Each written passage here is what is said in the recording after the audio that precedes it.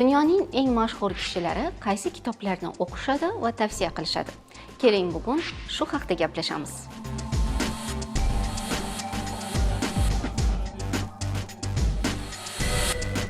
Jeff Bezosni taniysiz. Dunyoning eng badavlat kishilaridan biri. Amazon asoschisi sifatida o'z xodimlari uchun kitoblar tavsiyasini ham ishlab chiqqan. Uning sevimli kitoblaridan biri bu. Nobel mukofoti sohibi Kazuo Ishiguro qalamiga mansub Kunning qoldig'i asari. Bosh qahramon Stevensning o'tmish xotiralarini eslashi bilan kechadigan roman ilk bor chop etilgandayoq shuhratga erishgandi. Zodagon oilaning bosh xizmatchisi Stevens va uning o'zgarmas qadriyatlari asar asosini tashkil etadi. Burch va qadr-qimmat haqida hikoya qiluvchi romanni yakunlash chog'ida qalbingiz larzaga kelishi shubhasiz. Bill Gates nafaqat muvaffaqiyatli tadbirkor, balki ashaddiy kitobsevar ham. O'z sahifalari orqali muntazam kitob tavsiyalarini bo'lishib boradi. Ana shunday asarlardan biri Vatslav Smil qalamiga mansub. U mening eng sevimli mualliflarimdan biri, deydi Bill Gates. Kitob energiya va sivilizatsiya, tarix deb nomlanadi. Nomidan ham bilinib turibdiki, bu jahon tarixi haqidagi asar. Muallif energiyaga bo'lgan ehtiyoj insoniyat tarixining shakllanishiga qanchalik ta'sir ko'rsatganini tushuntiradi. Energetika sohasidagi innovatsiyalar sivilizatsiyani o'zgartirishga qodirligi yoritiladi. Mark Zuckerberg yirik ijtimoiy tarmoqqa asos solganida o'z sahifasida kitoblar tavsiyasini berib borardi. Ular orasida jurnalist Matt Ridleyning kitobi ham bor edi.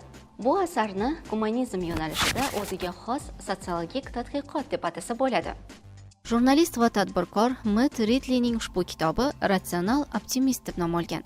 Muallif kitobida insonning savdo qilishga moyilligi tug'ma bo'ladi deb yozadi. Aynan savdo-sotiq sivilizatsiyani vujudga keltirgan deb hisoblaydi. Dunyoning eng omadli investori deb e'tirof etiladigan Warren Buffett qanday kitoblarni o'qishini bilasizmi? Masalan, mana bu asarni, Aqlli investor. Kitob nomidan ham bilinib turibdiki, muvaffaqiyatli insonlar o'z sohalariga oid adabiyotlarni albatta o'qishadi. Balki muvaffaqiyatlarining kaliti ham shundadir. Warren Buffett iqtisodchi Benjamin Grahamning Aqlli investor kitobi unga omad keltirganini va hayotini butunlay o'zgartirib yuborganini ta'kidlaydi. Asarda puldan qanday foydalanish va umuman iqtisod tizimi qanday ishlashi haqida qimmatli ma'lumotlar keltirilgan. Bu kitobdan hattoki oliy ta'lim muassasalarida o'quv qo'llanma sifatida foydalanishadi. Dunyoning eng boy odamlaridan biri Elon Musk men kosmos raketalarini yasashni kitoblardan o'rganganman deya e'tirof etgan. SpaceX asoschisi qanday kitoblarni o'qishni tavsiya etishi mumkin? Albatta, o'z sohasiga oidlarini. Elon Musk tavsiya etgan Hayot 3.0 sun'iy intellekt davrida inson bo'lish kitobi astrofizik Max Tegmark tomonidan 2017-yilda yozilgan.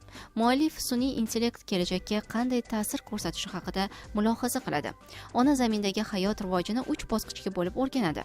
1.0 biologik hayot, 2.0 madaniy hayot, bilim va tajriba olish bosqichi.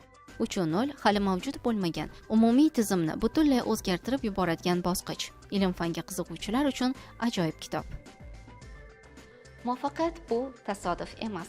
Unga tinimsiz harakat, mehnat va albatta kitob o'qish orqali erishiladi.